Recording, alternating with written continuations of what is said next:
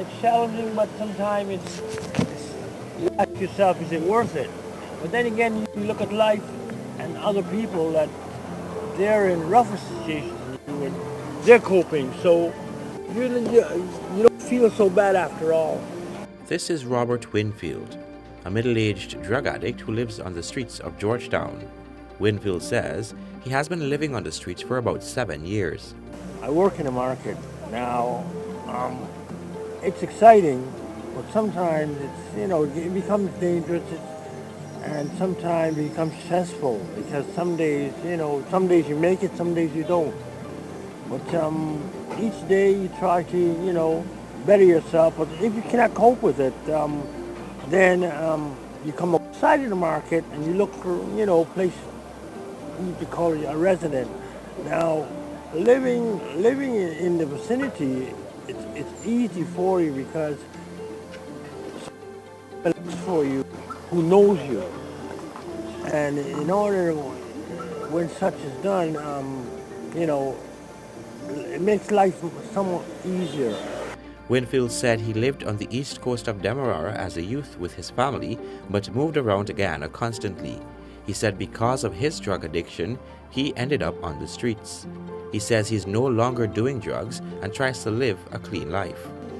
I see a lot of people died here already. I see a lot of people, accidents happen, and they have nobody to turn to. So I don't want to be the next statistic. So I kind of look at life and from seeing these things happening day by day, right? You begin to learn. You got to want to change inside also. As I say again, it's challenging, but sometimes you ask yourself, is it worth it? But then again, you look at life and other people that they're in rougher situations and they're coping. So you don't feel so bad after all. Winfield said he used drugs as a way of escaping the realities of life. He suffered physical and mental abuse in his home. You do get by, and in order to get by, you try to thank God that as I say again, I've seen a lot of things in people in different situations than myself, and they can't. Some of them go and do bad things and get their life in more problems, and then either they turn to drugs in a way that they become abusive, verbally, physically, and then what happens from there, right?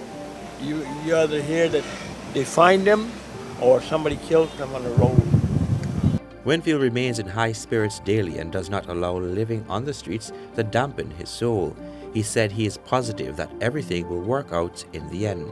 Reporting for the newsroom, Calvin Abrams.